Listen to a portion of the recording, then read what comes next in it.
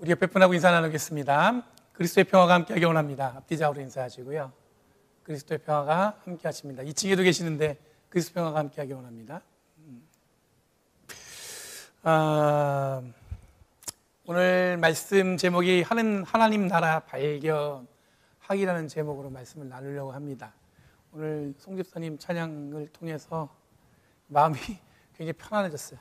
여러분들 지금까지 지내온 시간들을 한번 되짚어 보면 여러분들과 저뿐만 아니라 여러분들의 삶에 굉장히 어렵고 긴 시간을 우리가 통과하고 말하기는 이제 거의 끝이 보이는 것 같은 생각이 듭니다. 어저께 뉴스하고 저 교학교 아이들이 야외에서 모였는데 어느 공원에 갔어요. 근데 끝없이 사람들이 밀려오는 그 행렬을 보면서 진짜 끝났나 보다 그런 생각이 들었어요. 왜냐하면 최근 들어 그렇게 많은 사람을 처음 봤어요. 다들 행복한 얼굴, 그 기대, 소망 그런 것들을 그냥 그 자리에서 느낄 수 있었습니다. 여러분들 그 마음을 가득 품고 하나님께 나와 예배하는 기쁨과 은혜가 변함없이 우리에게 차고 넘치기를 여러분들 축복하고 기원합니다. 하나님 나라라는 주제는 신앙생활의 궁극적인 목적이죠. 천국, 하나님 나라. 천국이란 말을 풀었으면 하나님 나라잖아요. 신앙생활의 궁극적인 목적입니다. 예수 믿고 구원받는 것이 우리들이 이해하는 간단한 하나님의 구원에 대한 이해입니다. 일전에 제가 한번 이런 질문을 드린 적이 있어요. 예수를 믿는다는 게 어떤 의미일까요? 예수님의 이름만 믿는 거를 얘기하는 건지 아니면 예수님이 가르친 복음을 믿는 거냐 이걸 물어봤어요. 이 간단한 내용 같지만 생각하면 생각할수록 혼란스럽습니다. 내가 믿는 예수님을 내가 예수님을 그냥 믿는 건지 아니면 예수님이 말씀하신 말씀 아니면 그 복음을 내가 믿는 건가. 그리고 여기에 또 한 가지 구원받았다는 의미는 어디서 무엇으로부터 구원받았다는 의미인가. 그걸 물어보면 정확하게 여러분들 설명하는 거 쉽지 않다는 것을 경험할 때가 있습니다. 내가 구원받았음을 여러분 설명해야 되는데 정식 구원받은 게 무슨 의미예요? 물어보면 제가 구원받은 게 이런 겁니다 라고 얘기하기가 어쩔 때는 좀 뭐라고 얘기해요? 준비가 잘 안 된 것 같은 느낌? 혹은 내가 좀 정확하게 명확하게 알지 못한다는 느낌이 우리 안에 있을 때가 있는 걸 발견하게 됩니다. 그래서 그런지 이런저런 이야기 속에서 우리는 성경적이라는 말을 붙여요. 성경적 구원을 가르치는 교회, 성경적 구원을 가르치는 교단 이런 말을 많이 씁니다. 성경적. 여러분 구원을 받았다는 것이 곧 영생에 이른다 이런 것도 여러분들 우리가 고백하는 거지만 여러분 구원을 이해하는데 다양한 설명 그리고 다양한 여러 가지 이야기들이 있다는 것을 우리가 잘 알고 있지만 그것이 정확하게 우리한테 이렇게 확 와닿게 설명되어지는 것을 발견하지 못할 때가 있어요. 그래서 여러분 우리 구원받았다는 것 이것을 여러분 어떻게 우리가 설명할 수 있을까 제가 고민하고 생각해 봤더니 하나님 나라에 살게 되었다는 것으로 이해하시면 이 가장 정확한 답인 것 같아요. 천국. 내가 하나님의 소망을 갖고 하나님 나라에 살게 되었다. 여기서도 질문이 생기죠. 그럼 목사님 하나님 나라는 뭘까요? 여러분 하나님 나라에 대해서 말씀드리면 하나님 나라는 하나님의 통치하는 질서에 여러분 우리가 살아간다는 의미입니다. 무슨 얘기냐면 하나님 나라는 어떤 영역이나 국가의 개념이 아니에요. 하나님이 통치하시고 하나님의 질서가 있는 곳이 여러분 하나님 나라예요. 이 얘기가 여러분들 되게 확 와닿는 분도 계시겠지만 다르게 표현하면 여러분들 뭐냐면 하나님 나라는 우리가 어떤 이렇게 영역으로 옮겨가서 하나님 나라에 내가 있는 게 아니라 지금 우리가 있는 이 자리에 하나님의 질서, 하나님의 룰러, 하나님의 통치가 있다면 그것이 하나님 나라라는 거예요. 그러니까 여러분들 세상이 좌지우지하는 그 질서에서 우리의 마음이 움직이는 게 아니라 어떤 통치요? 하나님의 통치. 어떤 질서요? 하나님의 질서로 우리가 생각하고 우리가 꿈꾸고 우리가 이야기하는 것 그것이 뭐예요? 하나님 나라라는 거죠.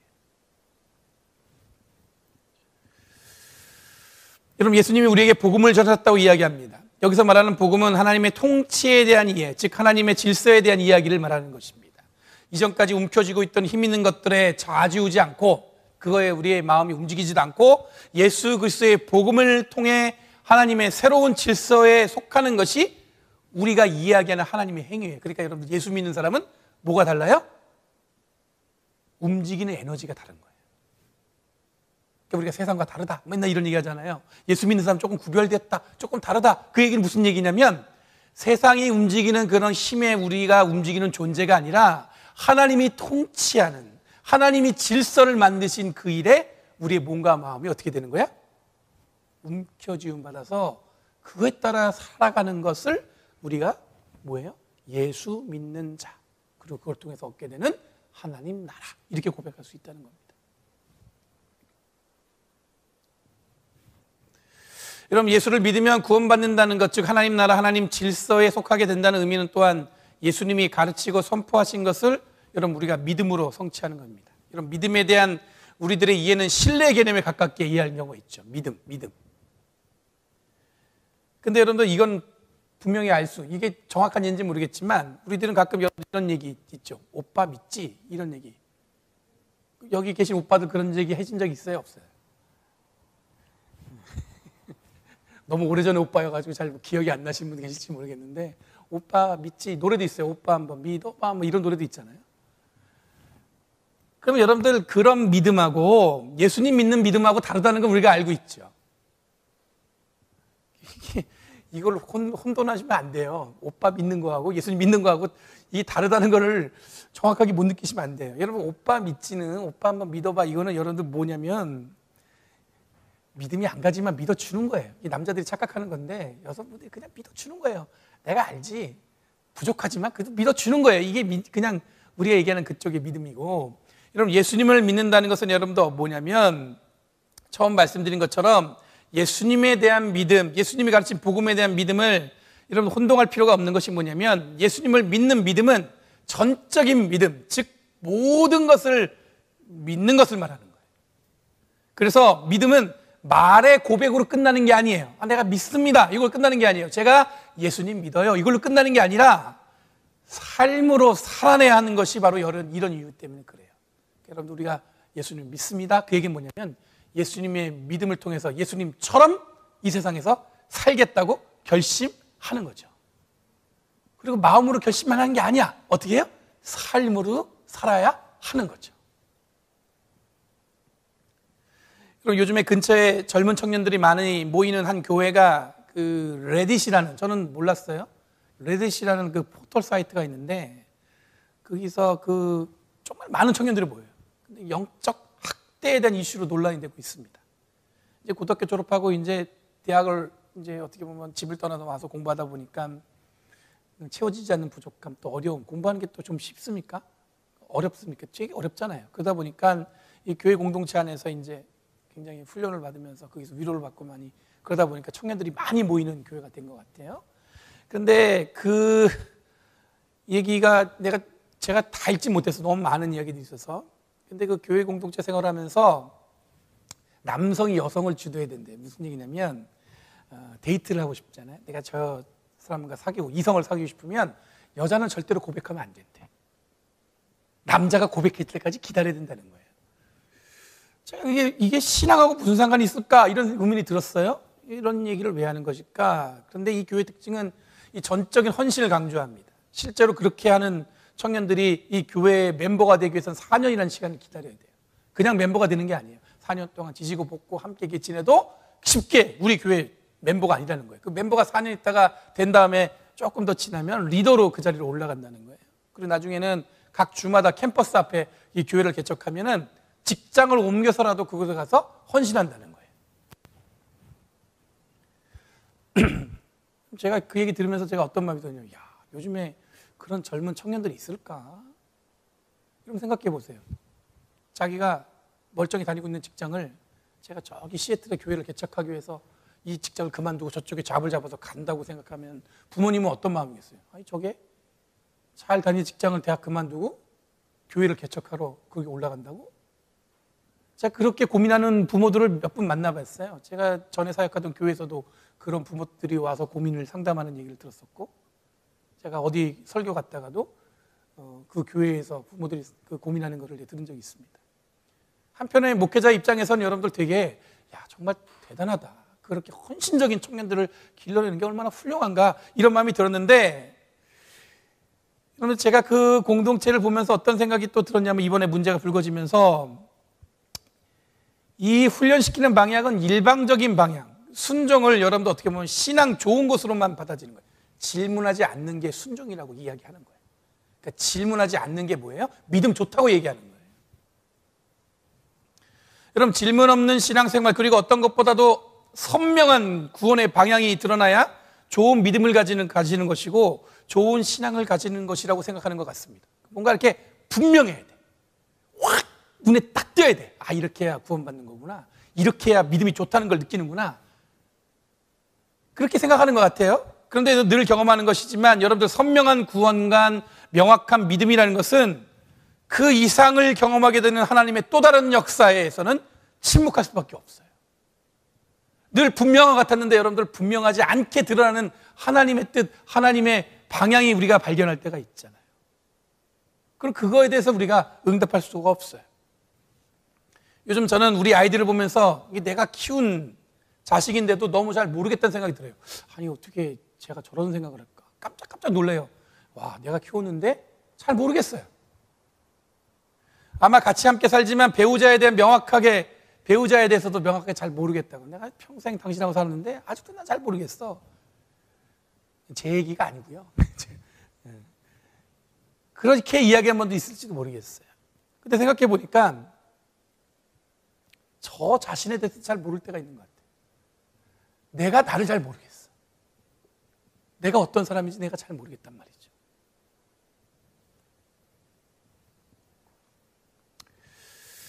여러분들, 우리가 어떻게 보면 더 명확한 것을 찾으려고 하지만 분명한 것이 여러분들 뭐냐면 그게 실제로 우리의 믿음과 신앙생활에 대단하게 드러남으로 인해서 우리를 안정감 있게 해주는 것은 아닌 것 같습니다. 드러나지 않지만 믿음으로 그 길을 가는 것, 그게 여러분들 믿음인 것 같아요.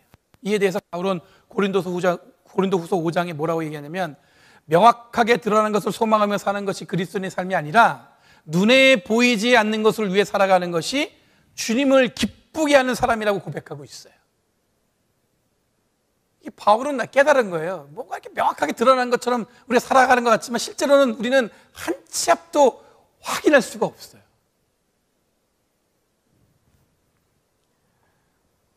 그럼 우리들이 고백하는 하나님 나라는 눈에 분명하게 드러나지는 않지만 하나님 나라, 즉 하나님의 통치와 질서를 소망하는 것으로 우리의 믿음과 신앙을 단단히 세워갈 수 있다는 것을 기억하는 것이 하나님 나라를 이해하는 시작이라고 할 수 있을 것 같습니다. 여러분, 오늘 읽은 본문은 예수님의 비유 중에 하나님 나라에 대한 이야기예요. 예수님이 비유를 시작할 때 하나님 나라에 대해서 얘기하겠다고 말씀하셨어요. 오늘 읽은 본문은 크게 두 부분으로 나눌 수 있습니다. 하나는 씨 뿌리는 농부의 관점에서 보는 하나님 나라의 이해이고, 또 다른 하나는 뭐냐면 겨자씨를 통해서 보는 하나님 나라에 대한 이해가 담겨져 있습니다. 오늘 본문 읽은 그 본문 읽기 전에 앞에 있는 본문에 마가복음 4장에 보면은 굉장히 유명한 말씀이 등장해요. 뭐냐면 예수님이 씨 뿌리는 자의 비유를 통해서 어떤 마음밭이 마음의 이 말씀의 씨앗을 받아서 열매를 맺을 수 있는가를 말씀하셨어요. 이 씨 뿌린 자가 어떤 씨는 여러분들 돌짝밭에 떨어지고 가시밭에 떨어지고 여러분 아시죠? 근데 좋은 밭에 떨어져야 좋은 열매 맺는다. 그게 여러분들 오늘 읽은 본문에 앞에 나와 있는 얘기예요. 그 얘기는 뭐냐면 좋은 밭이 준비되어야 좋은 열매를 맺는다겠죠. 여러분, 오늘 읽은 본문에서는 이 다른 비유를 통해서 하나님 나라의 비밀을 우리 안에 맡겨주셨다고 이야기하고 있어요. 그 비밀은 씨앗을 뿌리듯 우리 안에 뿌려졌다는 것으로 이해하시면 됩니다. 그리고 오늘 읽은 말씀을 통해서 이해할 수 있는 것은 뭐냐면 하나님 나라는 우리의 마음밭을 통해서 그 열매가 달라질 수 있다는 거예요. 하나님의 통치, 하나님의 질서이겠는데 하나님의 통치가 임하는 건 하나님은 우리에게 주셨단 말이에요. 근데 우리가 준비되지 않으면 하나님의 역사, 하나님의 통치, 하나님의 질서는 우리 안에서 어쩌면 역사하지 않을 수도 있는 거예요. 우리의 마음밭 때문에. 하나님의 질서, 하나님의 통치는 우리 교회에 있습니다. 그렇게 믿으시죠? 예. 그렇게 믿어야 된다고 말씀드렸어요. 그런데 여러분들, 교회에서 그것이 워킹 안 할 수도 있어요. 왜냐하면 우리 교회가 준비되지 않으면 하나님의 질서, 하나님의 통치는 어떻게 돼요? 역사할 수 없을 수도 있단 말이에요. 우리가 준비되지 않으면. 여러분, 본문을 읽기도 전에 이 전제에 마음이 탁 걸리는 분도 있을 수 있을 것 같아요. 하나님 나라가 마음밭에 따라 달라진다는 것은 무슨 의미일까? 여러분, 전통적으로 씨 뿌린 자의 비유는 하나님의 말씀을 온전한 마음밭에 담아서 많은 열매를 맺는 것이 씨 뿌린 자의 비유의 의미로 이해했었습니다. 그런데 오늘 읽은 본문과 연결해 보면 하나님 나라는 예수님을 믿음으로 그냥 주어지는 것이 아니라 우리들의 마음밭을 좋은 밭으로 만들어내야만 하나님 나라를 우리가 어떻게 해요? 경험할 수 있게 된다는 거예요. 여러분, 이렇게 주어진 하나님 나라는 오늘 본문에 보면 어떤 농부가 씨를 뿌렸는데 밤낮 자고 일어나는 사이에 스스로 싹이 나고 자라지만 그 농부는 그게 어떻게 그렇게 된 건지 그 이유를 모른다고 얘기하고 있습니다. 이어지는 28절, 29절 말씀에 보면 씨앗이 땅에 뿌려진 후에 저절로 열매를 맺는다고 합니다. 싹이 나고 이삭을 내고 알찬 나달을 내고 열매가 익으면 추수때가 돼서 낫을 된다고 이야기하고 있습니다. 이렇게 나고 자라고 열매를 맺는데 막상 씨를 뿌린 농부는 이게 어떻게 되는지 잘 모른다는 거예요. 여러분, 농부가 농사를 짓는 방법을 모른다는 것은 말이 안 됩니다. 저도 농사를 져본 적이 없지만 씨 뿌릴 때와 거둘 때 정도는 알고 있는 것 같아요. 그리고 적당한 햇빛이 있고 이 땅의 기운이 있어야 열매를 더 많이 맺을 수 있다는 것은 알고 있는 것 같아요. 배우기도 했고 경험하기도 했겠죠. 이런 것들을 우리들은 규범적 지혜 혹은 보편적 지혜라고 부릅니다. 해가 뜨면 어떻게 돼요? 해가 지죠. 계절이 바뀌면 여러분들 계절이 바뀔 때마다 여러분들 뭐예요? 이 자연환경도 바뀐다는 걸 우리는 알고 있습니다. 여러분, 낙엽이 노랗게 문들면 야, 가을이 오는구나. 다 지면 뭐예요? 겨울이 오는구나. 새싹이 나면 봄이 오는구나. 파래지면 어떻게 돼요? 여름이 오는구나. 우리는 알 수 있어요. 그게 뭐냐면 규범적 지혜, 일정한 이 패턴을 통해서 습득한 지혜죠. 여러분, 이런 규범적 지혜를 거스르고 사는 사람은 우리들은 정상적이 않은 것으로 판단하게 됩니다. 날이 추우면 여러분 어떻게 해요? 두꺼운 옷을 입어야 되죠. 더우면 시원한 옷을 입어야 되는데 사람들이 추울 때 여러분들 반팔 입고 다니고 더울 때 두꺼운 옷을 입으면 저 사람은 뭐예요? 아니, 정상이 아니구나 이렇게 느끼게 되잖아요. 봄에 씨앗을 뿌리고 가을에 추수를 해야 되는데 이것을 거꾸로 가을에 씨앗을 뿌리고 여름에 추수를 하라는 것은 세상의 이치 혹은 마땅히 그렇게 되는 것인데 이것을 모른다는 것은 쉽게 이야기해서 규범적인 질서, 즉 패턴에 습득한 지혜에 순응하지 않는 삶이라고 이야기할 수 있는 것 같습니다. 그런데 오늘 읽은 본문에 씨를 뿌린 사람은 그것을 알지 못한다고 얘기하고 있어요. 다시 말해 하나님 나라는 어려운 것이 아니라 우리들의 늘 삶에 부딪히는 규범적인 지혜를 통해서도 충분히 알 수 있고 발견할 수 있다고 오늘 본문은 얘기하고 있는 거예요. 그 사람이 씨를 뿌리는데 이게 어떻게 자라는지 알지 못해요. 근데 우리는 알아요. 왜 자라는지. 자연의 섭리가 그렇다는 거잖아요. 근데 하나님 나라도 마찬가지인 거예요. 아무리 우리가 모른다고 숨겨져 있다고 얘기하고 정확하게 드러나지 않는다고 얘기하지만 실제로는 여러분 뭡니까? 씨를 뿌리고 자라는 것처럼 우리는 늘 어떻게 해요? 하나님 나라를 가까이서 경험할 수 있다는 게 예수님의 비유예요. 어렵지 않다. 씨 뿌려서 늘 자라는 것처럼 하나님 나라도 뭐예요? 그렇게 자라고 있다.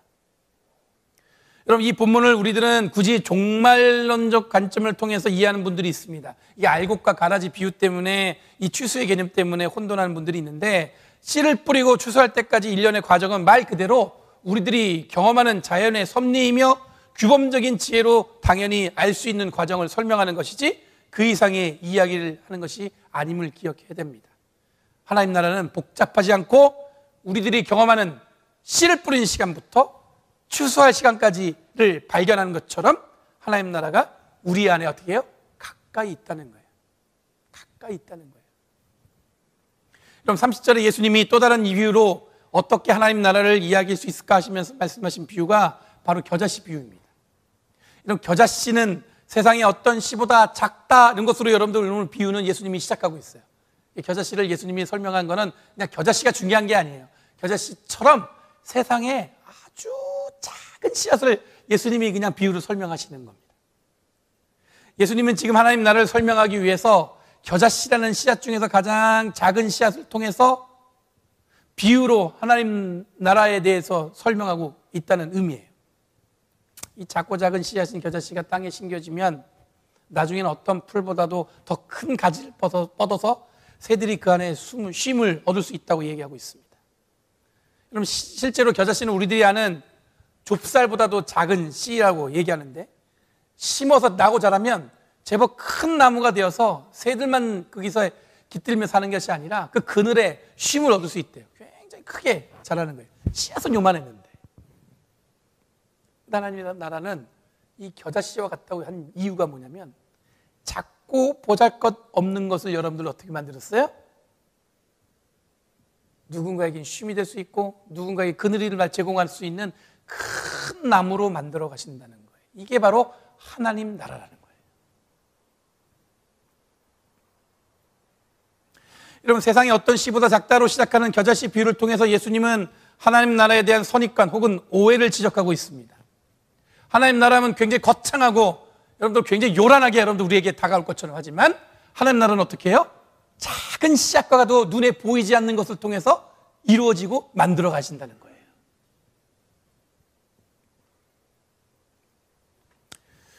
그럼 겨자씨 본문에서는 작은 것을 통해서 큰 것을 이뤄내는 겨자씨 비유로 하나님 나라를 예수님은 말씀하고 있습니다. 보이지 않는 것처럼 느껴지지만 결국 큰 나무가 되는 것이 하나님 나라의 속성입니다. 또한 하나님 나라는 복잡하지 않고 보이지 않는 존재를 통해서 하나님 나라의 뜻이 숨겨져 있으며, 그 보이지 않는 것들이 열매를 맺고 크게 자라면 처음에 작다고 무시했던 보잘것없다고 관심 갖지 않은 것들이 어떻게 되는 거예요? 새들에게 쉼을 내어주고 큰 그들을 만들어내는 귀한 것으로 바뀐다는 것입니다. 그런 것처럼 하나님 나라는 작고 작은 자를 통해서 큰 일을 이루시는 하나님의 질서를 경험할 수 있는 거예요. 굉장히 보잘것없어요. 너무나 작아요. 거기서 무슨 역할을 할 수 있겠어요? 여러분들, 이걸 우리의 삶으로 들어가 보면, 내 삶은 여러분들 뭐예요? 늘 내 삶을 만족하며 살면 좋은데, 여러분, 우리는 뭘 느끼잖아요. 부족함도 느끼고 나의 연약감도 느끼고. 근데 하나님 나라는 뭐예요? 하나님의 질서를 통해서 우리 그런 자들을 하나님 어떻게 해요? 사용하셔요. 그리고 어떻게 하세요? 누군가에게 쉴 만한 곳을 제공할 수 있는 큰 나무처럼 만들어 가신다는 거예요. 이게 바로 하나님의 질서라는 겁니다. 하나님 나라는 예수를 믿음으로 우리 안에서 자라납니다. 우리들은 겉으로 보여지는 것에 마음을 빼앗기는 존재이기도 하고, 때로는 익숙한 비교를 판단하는 이 부족한 사람들이지만, 씨를 뿌리면 알아서 자라서 열매를 맺고 추수할 수 있는 것과 같은 이치로 하나님 나라는 우리 안에서 이렇게 반드시 자라나는 줄 믿습니다. 그러니까 지금 우리들이 준비해야 될 건 뭐냐면, 우리의 밭을 잘 만들어가는 거예요. 우리 교회를 하나님이 열매를 맺을 수 있는 좋은 밭으로 만들려고 노력해야 되는 거예요. 그리고 또 한 가지, 우리 안에서 이렇게 자라나는 것이 과연 그럴 만한 자격 혹은 그럴 만한 능력이 우리에게 있을까 하는 의심이 들기도 하지만, 아무리 작고 작은 씨앗, 즉 보이지 않는 존재도 하나님의 뜻을 품는 순간에 어떻게 되는 거예요? 누군가에게는 생명을 나누는 큰 열매를 맺고, 아무리 작고 작지만 큰 나무가 될 수 있다는 것입니다. 그러므로 하나님 나라는 영토의 개념이 아닌 하나님이 우리를 통해 이루어내시고 보여주는 하나님의 임재, 능력, 특별한 에너지라고 여러분 이해하시면 됩니다. 앞에서 잠깐 규범적 지혜라는 이야기를 드렸습니다. 살면서 늘 이런 지혜만 있는 것이 아니라는 것을 우리는 잘 알고 있어요. 뭔가 일정한 패턴으로 얻어지는 여러분들 그 지식이라는 게, 그게 다가 아니라는 걸 우리가 느낄 수가 있죠. 이와 상관없이 반성적 지혜라는 게 있어요. 이게 뭐냐면, 반성적 지혜는 질문하는 것에서 시작합니다. 우리들에게 주어지는 일정한 패턴에 대한 질문을 합니다. 과연 그런가? 이런 질문을 하게 되는 거예요. 신앙생활은 규범적 지혜 쪽에 가까운 것처럼 느껴지지만, 실제로 여러분들 신앙을 완성해 가는 것은 반성적 지혜를 통해서 이루어진다고 볼 수가 있습니다. 뿌린 대로 거둔다는 것은 농부의 관점에서 당연한 겁니다. 그렇죠? 뿌린 대로 거둬줘야죠. 그런데 여러분들, 규범적 지혜가 일정한 패턴을 통해서는 우리에게 주는 정보는 이와 비슷합니다. 당연히 뿌려진 대로 그대로 거둬지는 건데, 살다 보면 뿌린 대로 거둬지지 않을 때가 있어요. 그런 경험 없어요? 와, 정말 내 삶을 최선을 다해서 했는데 결과는 내 기대에 못 미쳐요. 어쩔 때는 여러분들, 내가 대충 헐렁하게 한 것 같은데 결과는 뭐예요? 생각한 거 이상이야. 그때는 어때요? 내가 기분이 막 좋아져요. 이거 사람 참 단순하죠. 여러분, 오늘날 신앙생활, 하나님 나라에 대한 오해는 성취를 통해 평가하는 것에서 시작하는 것 같습니다. 교회는 얼마나 많은 성도들이 모이는가를 묻습니다. 근데 목사들이 제일 많이 듣는 질문이 뭔지 아세요? 교인이 몇 명이야? 이거예요. 여러분, 성도는 얼마나 큰 교회인가에 관심을 갖습니다. 이 큰 교회 다녀야 뭔가 이렇게 자기도 성공한 것처럼 느껴지는 분들이 있는가 봐요. 지난주에 대학원에 다니는 학생과 한 청년과 이야기를 나누면서 이 저녁 시간을 보냈어요. 근데 그 친구 하는 얘기 중에 뭐냐면, 교수님들 중에서는 학생들을 굉장히 심하게 경쟁으로 몰아놓는다는 거예요. 경쟁을 시켜가지고 그들 중에서 그 경쟁을 이겨낸 학생을 자기 제자로 만든다는 거예요. 한국 학교가 아니라 미국 학교 얘기하는 거예요. 어떻게 교수가 뭐 이러면 어떻게든 선생님이 돼야지, 어떻게 학생들을 그렇게 몰아칠 수 있어, 이런 생각이 드는데, 그런 교수가 또 뭐냐면 성취가 대단하대요. 좋은 논문, 연구 결과도 굉장히 사람들에게 주목받는다고 합니다. 이 좋은 성취는 그만한 대가가 따르는 것 같아요. 세상은 그렇게 움직이고 그래야 성공한다고 우리에게 이 규범적 지혜로 이 분명한 이 패턴이 존재하는 것처럼 이야기합니다. 그렇지만 우리들은 이런 패턴에 어떻게 하는 존재예요? 질문하는 존재예요. 예수님이 바로 그런 분이셨습니다. 하나님이 구원을 성취하기 위해서 과연 전통적으로 마련한 율법만이 구원의 조건인가? 이 질문의 반성적인 지혜를 통해서 과연 그런가 해서 예수님 우리에게 질문하셨어요. 여러분, 우리들이 예수를 믿고 구원받았다는 것은 어떤 일정한 행위를 통해서 구원을 성취하는 것으로 만족하며 살아가는 존재라는 의미가 아닙니다. 내가 예수 믿고 구원받았어요, 이걸로 끝나는 존재가 아니라는 거예요. 예수를 믿고 구원받았다는 것은 예수님이 말씀하신 것 또한 믿고, 예수님이 하신 행위 또한 믿고, 기존의 하나님의 구원은 여기서 온다 저기서 온다, 그런 것에 대해서 우리가 과연 그럴까라는 질문을 통해서 온전한 구원의 역사에 우리들의 삶이 동행하기를 노력함으로 좋은 열매 맺도록 하나님 나라, 즉 하나님의 통치와 질서에 머물기 위해 노력하는 것이 바로 성도의 삶이라는 거예요. 우린 질문하면 믿음이 없어 보이잖아요. 그게 아니라 질문을 통해서 우리의 믿음을 어떻게 더 단단하게 만들어 나가는 거예요.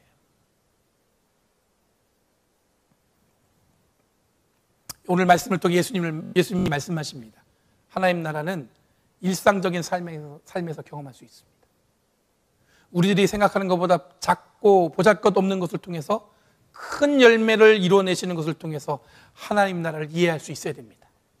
하나님의 통치, 하나님이 주시는 에너지로 우리들이 살아간다는 것은 눈에 보이는 성취에 따라 살아가는 존재가 아니라 그 너머에서 역사하시는 하나님의 통치를 기대하며 살아가는 것임을 여러분들 의미하는 것을 기억하시길 바랍니다. 이것을 잘 기억하시고 하나님 나라에 바르게 살아가는 저와 여러분이 되길 간절히 바랍니다.